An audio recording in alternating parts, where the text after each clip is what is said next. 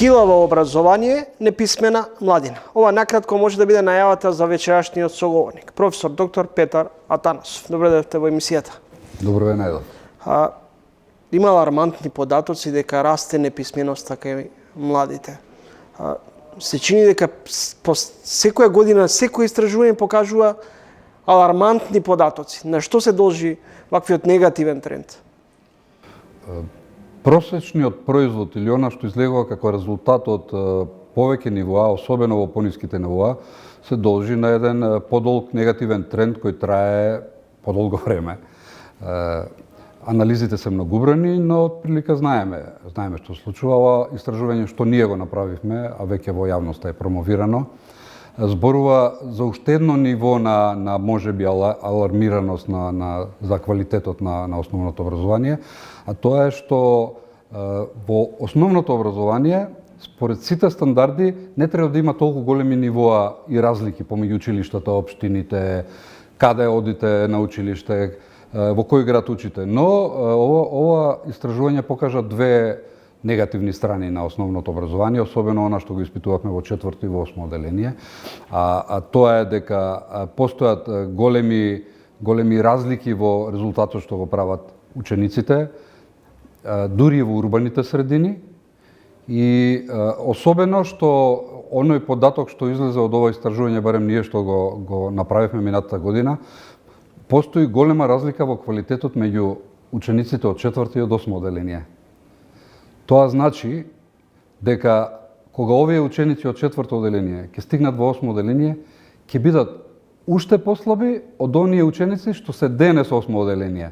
Че тој надолен тренд, тој гап или тој јас и понатаму ќе се продлабочува, ова го покаже и ова истражување, но и сите други истражувања мислам дека не бегаат од таа тема, особено овие порелевантните меѓународните тестирања кои се прецизни, кои точно одредуваат дека ние имаме слаб систем на образование кој прави просечен производ, и онаа реченица што остана од пред неколку години од анализите на ОЕЦД после една PISA тестирање, дека во голем број или во голем процент нашите ученици се функционално неписмени.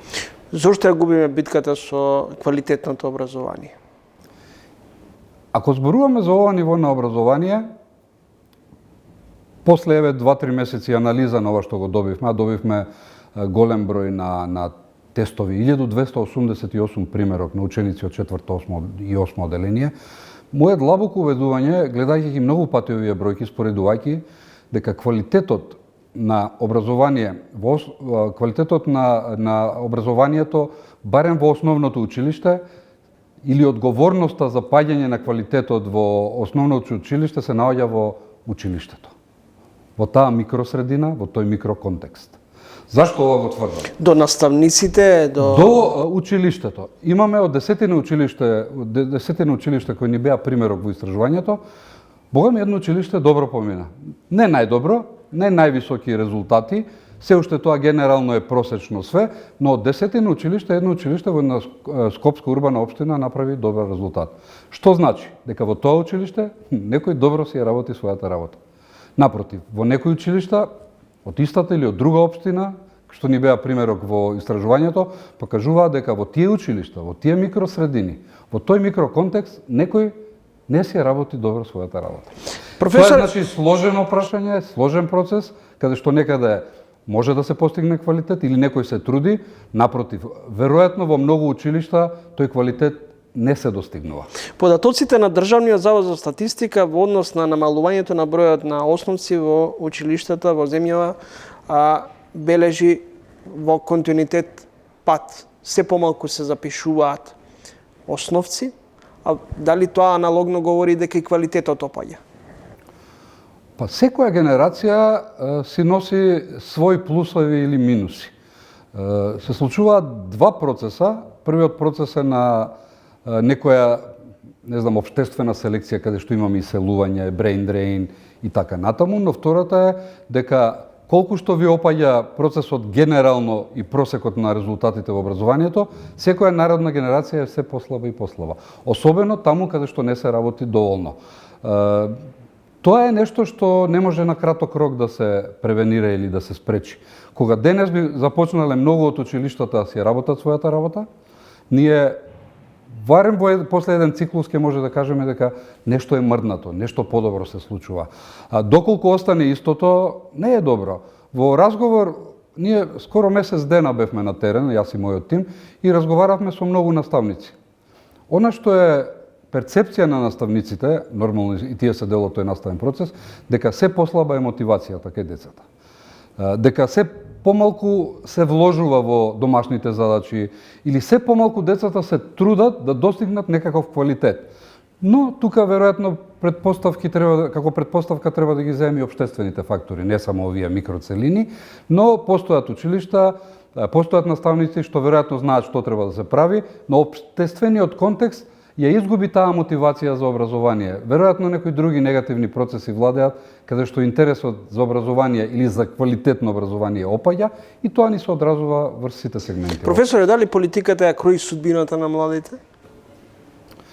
Па право пропорционално по некоја логика во одреден степен да. Но има и многу други прашања кои треба да ги одговориме зашто е тоа така. Веројатно институциите треба да ги поттигнат младите. Во еден период јас во мојата кариера се најдов во собрание каде се формираат тие клубови на млади пратеници кои ветуваа или можеа да ги отворат тие процеси. Ако се однесува за секторот вработување, веројатно да, се помалку има шанса некој млад човек со добро образование да најде добро работно место и позитивно да ја започне својата кариера. Во таа смисла младите повеќе размислуваат за кариера надвор него овде, особено оние што се поквалитетни.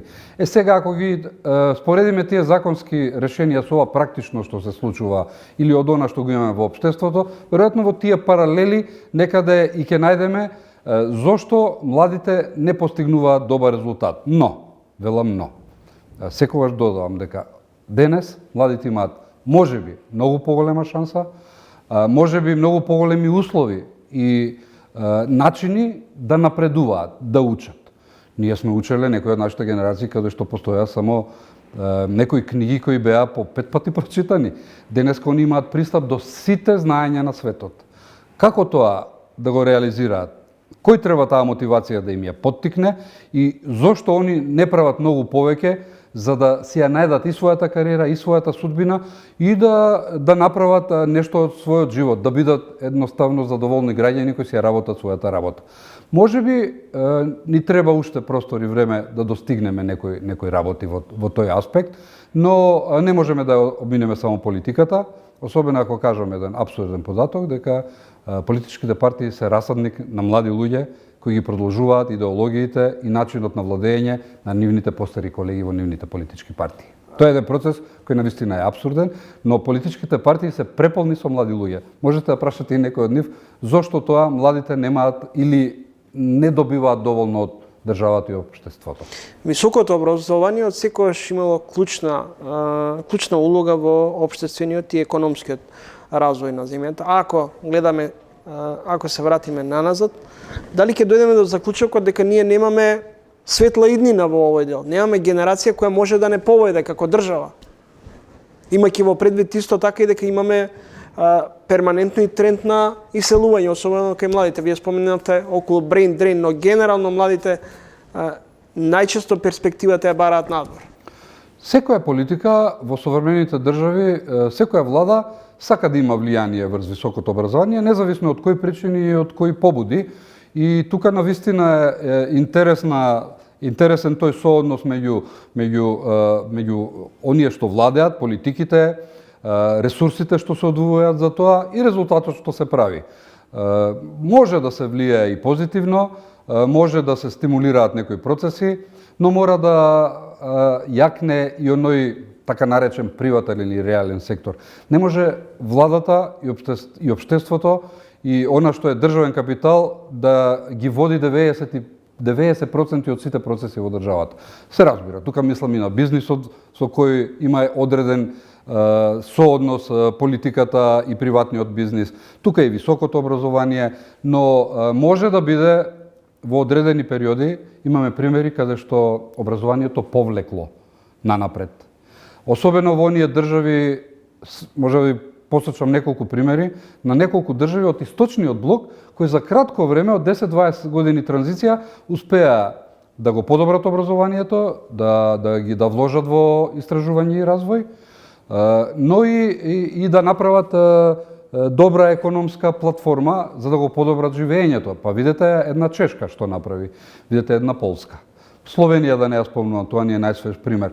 Значи има многу сегменти каде што може високото образование, особено истражувањето и развојот, но и севкупно економскиот напредок може да влие и врз подобри стартни позиции и на бизнисот, и на образованието, и на науката, но тоа е веќе малце посложено и ни треба повеќе време. Пред неколку години се фалевме дека имаме ефтина работна сила, па така ги привлекувавме и странските инвестиции. За денес да се доведеме дека на пазарот на труд ни недостига квалификуван кадар. Што правиме? Дали ние всушност создаваме млади професионалци за надвор, а при тоа да не направиме обиди да ги задржиме. Тука ги вклучувам и компаниите кои веројатно треба да препознаат квалитет. Да, веројатно некои одговорите се кријат и во вашето прашање, но треба да се изнајде или да се обезбеди простор како да се создаде квалитетна работна сила која не можете ефтино да ја купите. Се согласувам дека предолго траеше периодот каде што нудевме ефтина работна сила за странски инвестиции. Сега одеднаш нема работна сила и се соочуваме со ист проблем како и неколку држави од регионот и пошироко, каде што недостасува работна сила за обични процеси во бизнисот, во предпријатијата и така натаму. Балансот меѓу понудата и побарувачката не е моја специјалност, но може ги читаме тие анализи. Она што се бара се продава, она што се нуди е можеби поевтино од тоа што треба да се плати поскапо и поквалитетно, но тие процеси се отворени и мислам дека веќе и границите не се тука причина или не се бариера. Луѓето ќе одат таму каде што им се обезбедува подобро работно место, каде што повеќе ќе ги платат, каде што нивното семејство или нивните блиски ќе имаат поголеми шанси за напредок во повеќе аспекти. Но ќе мора и приватниот сектор тука малце похрабро, мислам, ја како социолог можам тоа да го кажам, во контекст на она што пред малку го зборев. Знаете, во истражување и развој, во една Словенија, 2/3 од инвестициите доаѓаат од приватниот сектор. Не се обезбедува само од државата. Доколку работи реалната економија или економијата која расте и бара нови инженери, менаџери, сигурно ќе расте и нивната плата или она што го примаат како надокнада, доколку се отвараат нови инвестиции, каде што ќе има потреба од работни места. Веројатно менаџерите нема да бидат ефтина работна сила, но и севкупно ние во овој момент навистина е апсурдно дека се жалат предпријатијата дека не може да најдат доволно или ниту квантитативен, ниту квалитативна работна сила. Но тоа и пазарот ги регулира тие односи. Не може само државата да ги регулира, но ситуацијата во која се најдовме после еден краток период навистина е апсурдна. Во наредниот период ќе се носи законот за високо образование. Лавина на реакции имаше изминатиот период и од вашата фела, стручната, имаше отворена дебата со ректорите. Сметате ли дека овие реформи, овој нов закон може да допринесе во поквалитетно високообразовен систем или повторно ќе лутаме на принципот за едни ќе биде добар, за други лош, а при тоа ништо подобар ќе да не биде? Па, може 2-3 работи да издвојам. Прашањето е навистина интересно. Прво, треба да се потврди желбата на Министерството за образование да води јавна дебата. Тоа понекогаш и не се случува. Јас сум, например, сведок на неколку системски закони за образование, каде што и немало толку голема јавна дебата, во овој момент ја имаше. Јас присуствував на 2 или 3 такви дебати и обидот беше Министерството за образование да се убеди во некои елементи од тоа. Јас не ги знам последните измени, но имаше активна јавна дебата и мислам дека беше позитивно. Што може да се промени на подобро или како до подобро образование? Значи, еве да почнем од, ќе бидам краток, УКИМ е добар универзитет. УКИМ е препознаен универзитет. УКИМ е универзитет кој може да направи и треба да направи подобар резултат. Ако ги издвоиме моментот на образование и настава од наука и истражување, тоа се две различни работи. Мислам дека УКИМ, а веројатно уште 2-3 универзитети може да постигнат добар квалитет и се гледливи по некои показатели. Но ова што го бараа новите закони, објавување на повеќе статии во меѓународно признати списанија, може да се постигне само со активна подршка на Министерството за образование. Јас работам во еден таков научен институт и нам ни треба подршка од Министерството за образование, особено во зачленувањето на некои европски истражувачки инфраструктурни конзорциуми. Но факт е дека видливоста и рангирањето на повеќето наши јавни универзитети не е добро. Во подолг период не се појавуваме на тие рангирања, тие се прецизни рангирања, независно колку се комерцијализирани базите и приватниот капитал што владее во нив, ние не котираме добро, но доколку направиме внатрешно преорганизирање, УКИМ и можеби уште 1-2 универзитети имаат капацитет да го направат тоа, но се разбира во еден подолг период со инвестиции. Имаме примери со Белградскиот универзитет, со Љубљанскиот универзитет, не е нешто недостижно, но ќе треба и професорите да поработат малку повеќе од тоа. Можеби многу политички звучеше она што го слушавме од страна на владата, на Министерството, но факт е дека немаме добар резултат, факт е дека треба подобро да се работи, но факт е дека имаме 1-2-3 добри универзитети, но ни фали она екселенс во ресерчот, што го кажуваме. И таму каде што постоиме, и таму каде што нема во тие 5, 6, 7, 8 рангирања, се бара екселенс во ресерч. Значи се бара да имате извонредно истражување. За добри истражувања треба повеќе пари, повеќе финансии и во наредниот период се надеваме дека Министерството за образование ќе пронајде партнер во УКИМ и во можеби на друг универзитет да заедно седнеме и да изработиме некаков план и планирање како паметно да се употребат поголеми ресурси за финансирање. Еве ова истражување што за кое зборувавме денес.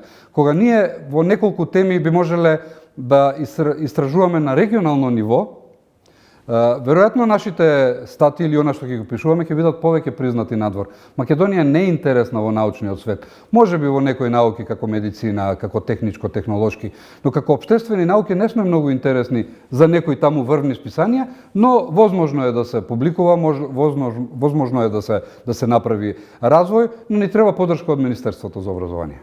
Благодарам за издвоеното време и гостувањето. Ви благодарам и на мама.